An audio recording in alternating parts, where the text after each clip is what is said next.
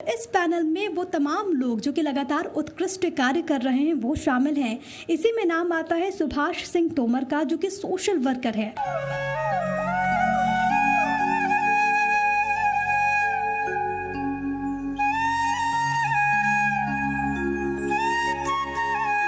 गरीबी के पैमाने से ऊपर उठकर अपना नाम बनाने वाले सुभाष सिंह तोमर आज समाज कल्याण के क्षेत्र में नए आयाम तय कर रहे हैं। कठिन परिश्रम और कभी हार न मानने वाले जज्बे के चलते इन्होंने न केवल अपने जीवन स्तर को ऊपर उठाया, बल्कि समाज में कई गरीबों और जरूरतमंदों के मसीहा बनकर उभरे।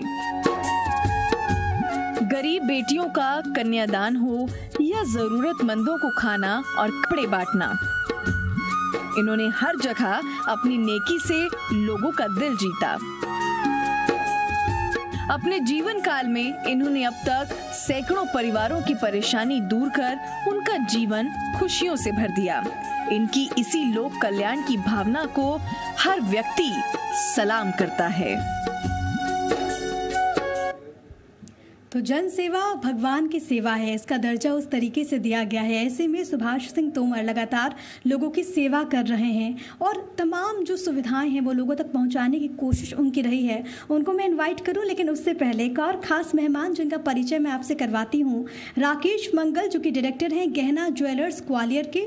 लगातार उनके द्वारा भी बहुत अच्छे तरीके से कार्य किया जा रहा है और किस तरीके से उनका सफ़र रहा ये जानने की भी हमारी कोशिश होगी। किस तरीके से ब्रांड का नाम बना रहे, इसके लिए उन्होंने कदम उठाए, वो भी आपको हम बताएंगे। लेकिन सबसे पहले उनके बारे में कुछ और बातें इस प्रेजेंटेशन के जरिए।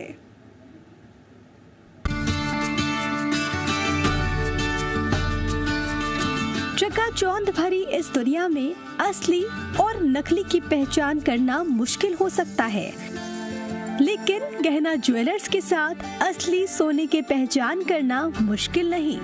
सालों से ग्राहकों का अटूट विश्वास बरकरार रखने वाले गहना ज्वेलर्स आज ग्वालियर शहर के सबसे विश्वसनीय ज्वेलरी शोरूम में से एक हैं। यहाँ ग्राहकों को कई डिजाइनर वैरायटी वाली ज्वेलरीज के साथ ही 24 कैरेट खरे सोने की फुल गारंटी मिलती है। ग्राहकों का अटूट विश्वास ही गहना ज्वेलर्स की पूंजी है। यही कारण है कि इस ब्रांड ने पूरे शहर में विश्वसनीयता के नए आयाम गढ़े हैं। आज गहना ज्वेलर्स केवल शोरूम नहीं बल्कि एक ब्रांड बन चुका है। तो एक ब्रांड बन चुका है गहना ज्वेलर्स, और कैसा रहा सफर ये जानने की कोशिश करते हैं। इनवाइट करती हूँ मैं अपने दोनों खास मेहमानों को, और अब मैं अपने सहयोगी मृदुल शर्मा से अनुरोध करूंगी कि वो इस सेशन को आगे बढ़ाएं। मृदुल। धन्यवाद प्रिया। तो दोनों हमने शहर देखे किस तरीके से महत्वपूर्ण भूमिका निभाई जाती है, जनता के सहयोग से, समाज के सहयोग से कार्य किए जाते हैं, और आने वाले वक्त में और कितने कार्य बाकी हैं।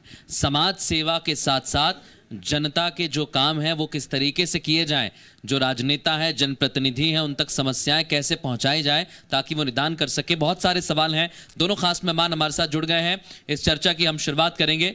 हमारे साथ सुभाष सिंह जी हैं और राकेश मंगल जी हैं, दोनों का स्वागत है।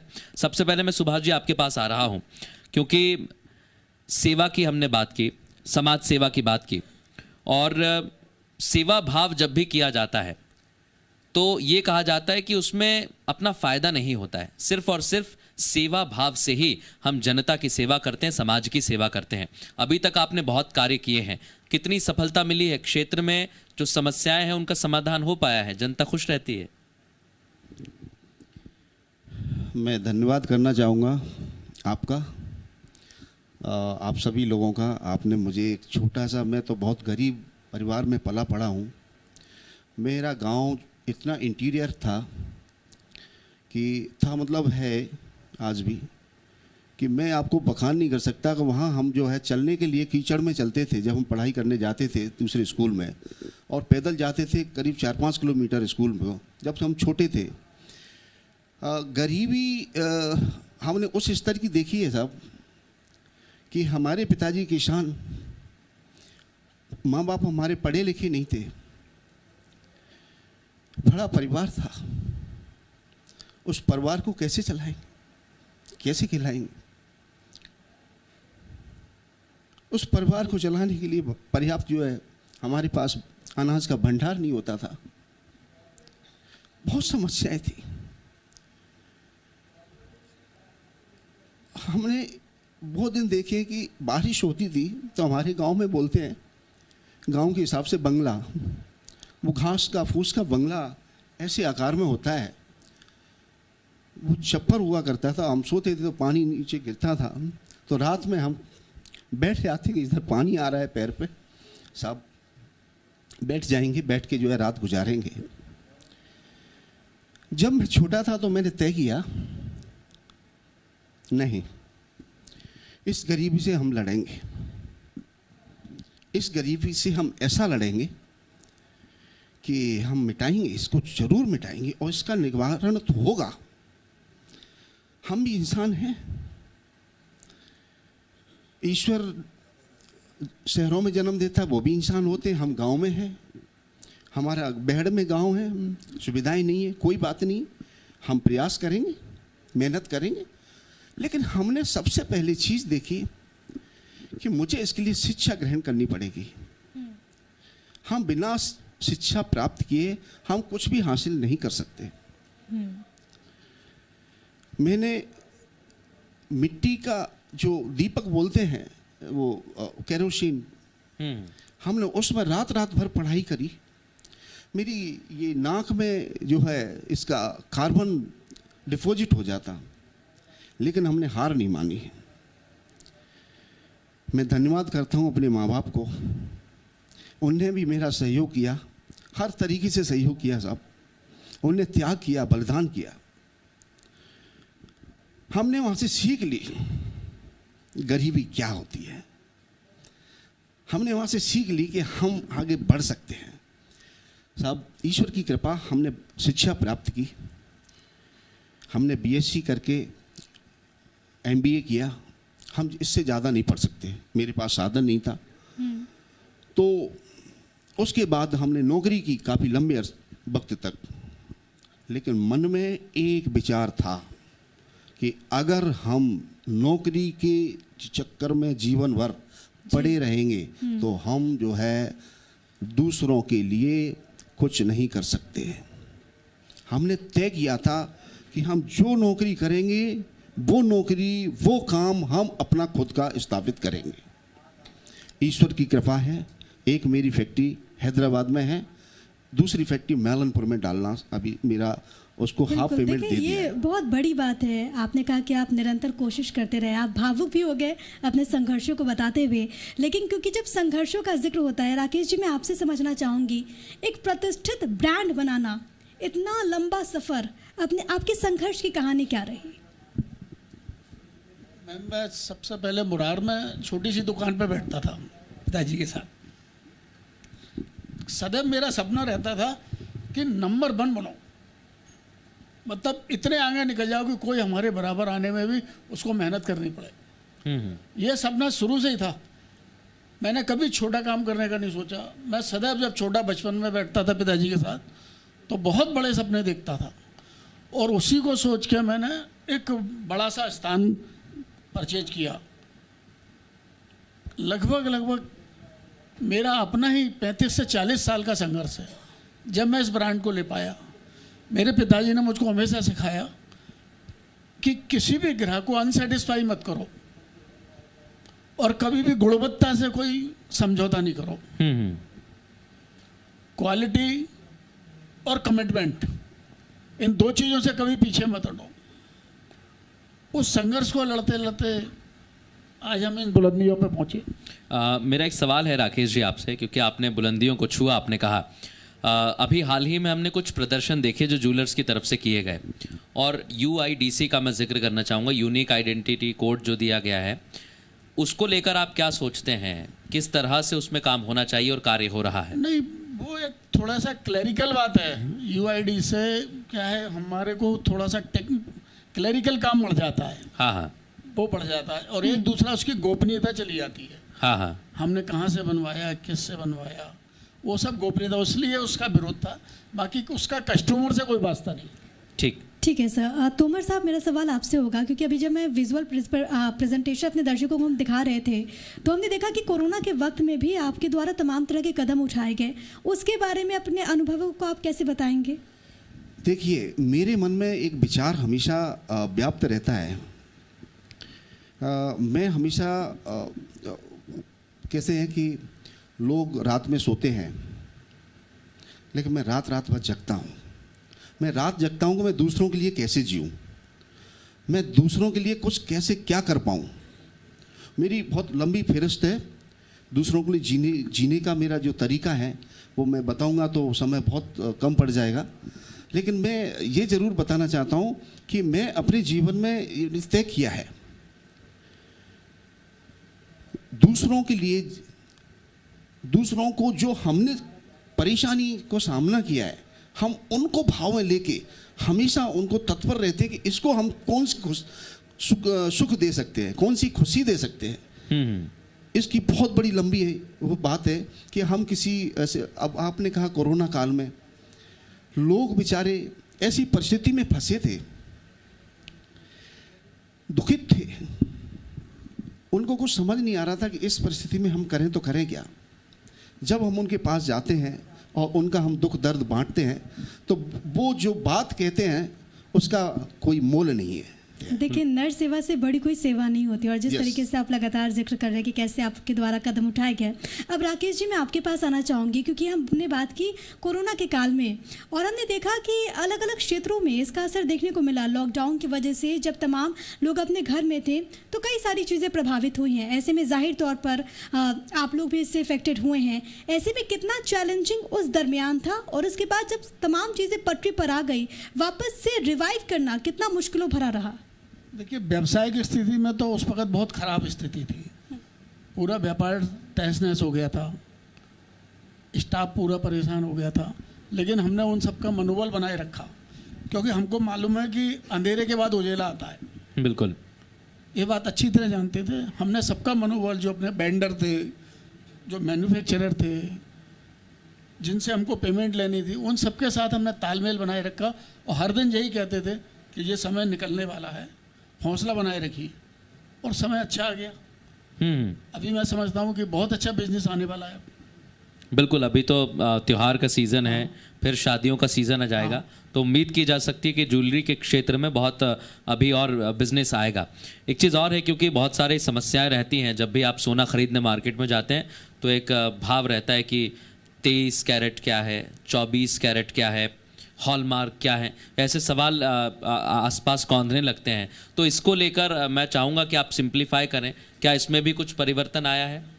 देखिए, मैक्सिमम ग्राहकों की अब मानसिकता 22 कैरेट ज्वेलरी लेने की हो गई है, हॉलमार्क ज्वेलरी। हाँ, 22 कैरेट हॉलमार्क ज्वेलरी वो सबसे बेहतर होती है।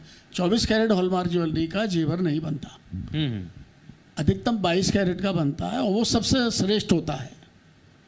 और मैं तो सोचता हूँ कि अधिकतर ग्राहक अब 22 कैरेट ज्वेलरी को ही लेना पसंद करते हैं। बिल्कुल, ये अभी तक हमने तस्वीर देखी है, क्योंकि सोना चांदी के क्षेत्र में निरंतर जो है बदलाव भी हम देख रहे हैं। सरकार की तरफ से भी कुछ नए कानून लाए गए, क्या उससे बिजनेस जो है वो प्रभावित हुआ है, उससे फ़ायदा हुआ है, क्या उससे विश्वसनीयता थोड़ी सी बढ़ गई है? और सर, एक चीज़ और, प्लीज़ अपने माइक को थोड़ा सा डाउन कर लीजिए ताकि आपकी आवाज़ क्लियरली दर्शकों तक पहुँचे। देखिए साहब, जब से ये हॉलमार्क अनिवार्य हुआ है, हाँ, इससे बिजनेस बहुत बढ़ गया और ग्राहकों में बहुत ज़्यादा भरोसा आ गया कि मैं जो चीज़ खरीद रहा हूँ वो मुझको मिल रही है।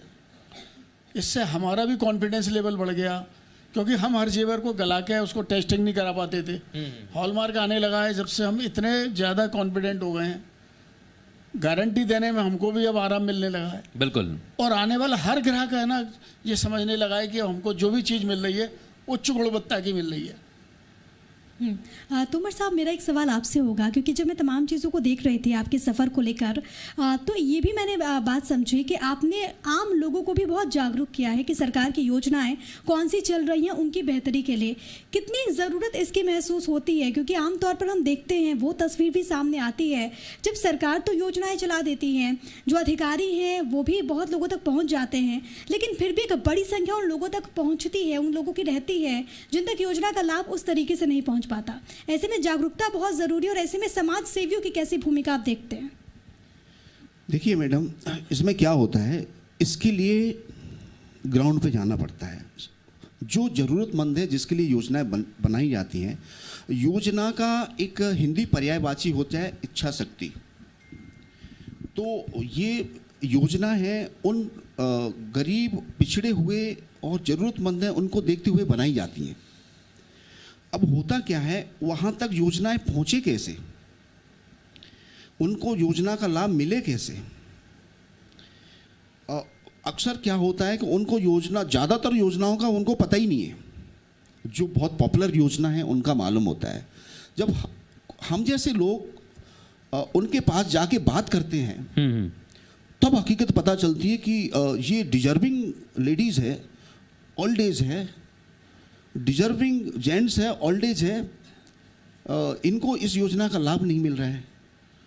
दिल में बहुत दुख होता है, इतनी पीड़ा होती है, इतना कष्ट होता है। ऐसा करता है कि बिजनेस तो हमारा है, चलो भाई तुम चलो, कैसे चलाने वाले तुम चलाओ, लेकिन मैं इनके साथ में मैं इनके लिए काम करना चाहिए मुझे। और जब उनको उस योजना का लाभ हमारे जरिए से मिलना होता है तो उनकी आंखों में आंसू आते हैं। वो ये कहते हैं कि तुम मेरे लिए भगवान आ गए। और कहाँ भगवान और कहाँ मैं मिट्टी भी नहीं हूँ, हम तो भगवान की। मैं आपके विधानसभा क्षेत्र का भी एक ज़रूर प्रश्न करना चाहूँगा, क्योंकि आपने कहा योजनाओं का लाभ नहीं मिलता है। आपकी विधानसभा में दोनों पार्टियों के विधायक बदलते रहे हैं, दिमनी की बात करें तो क्या अभी वहाँ पर योजनाएं जो हैं वो पहुँच रही हैं लोगों तक ठीक तरह से? देखिए, बात किसी विधायक की हो, किसी पार्टी की हो ना हो, लेकिन ओवरऑल आप बात करोगे देश की, आप वहाँ एक आदिवासी है, एक ST SC है, उससे बिलोंग करता है, वो बिल्कुल फैमिली जो है शहर से, कस्बा से कटा हुआ है, उसको देश दुनिया का नहीं मालूम, इंटरनेट का नहीं मालूम, युग एंड्रॉयड फ़ोन के बारे में नहीं मालूम, उसको सच में नहीं मालूम कि कौन सी योजनाएं हैं, वो योजनाओं का उनको लाभ मिलेगा नहीं मिल रहा है।